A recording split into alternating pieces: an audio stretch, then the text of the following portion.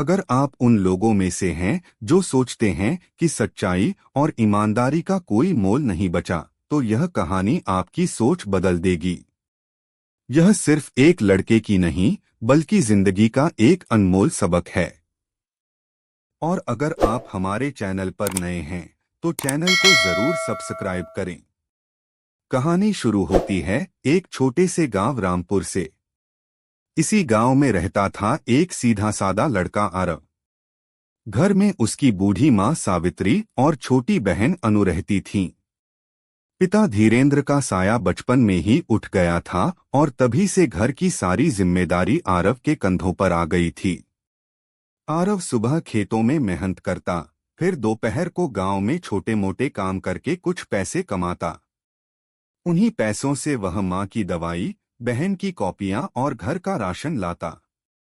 उसका खुद का सपना था कि वह कभी बड़ा आदमी बने, लेकिन उसका रास्ता सिर्फ मेहनत और सच्चाई का था। गांव के कुछ लोग उसकी ईमानदारी का मजाक उड़ाते थे। अरे आरव, इतनी ईमानदारी दिखाकर क्या मिलेगा? थोड़ा चालाक बन वरना सारी उम्र गरीबी में ही रह जाएगा।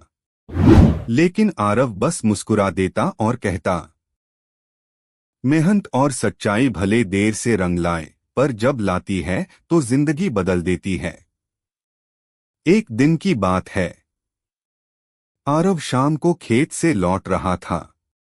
तभी रास्ते में उसे जमीन पर चमकती हुई एक सोने की अंगूठी मिली। बहुत कीमती लग रही थी। उसकी आंखों में एक पल के लिए सपना तैर गया, इससे माँ का इलाज, अनु की पढ़ाई और घर की हालत सब सुधर जाएंगे।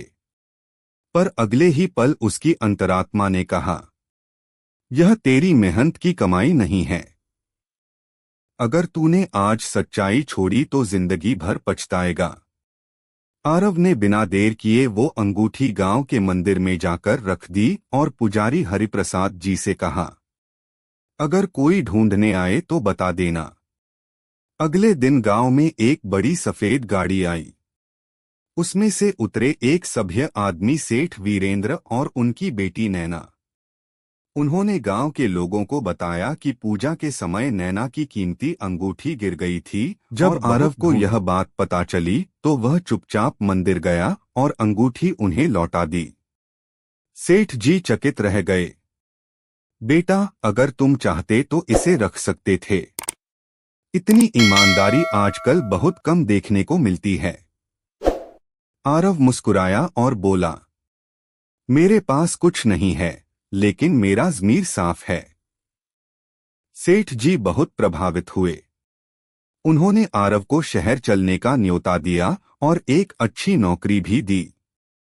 आरव ने सोचा, क्यों न एक बार कोशिश की जाए। वह माँ और बहन के साथ शहर गया। शुरू में वह ऑफिस में छोटे मोटे काम करता, लेकिन उसकी मेहनत और सच्चाई ने धीरे धीरे सबका दिल जीत लिया। 1 साल में ही आरव को प्रमोशन मिला।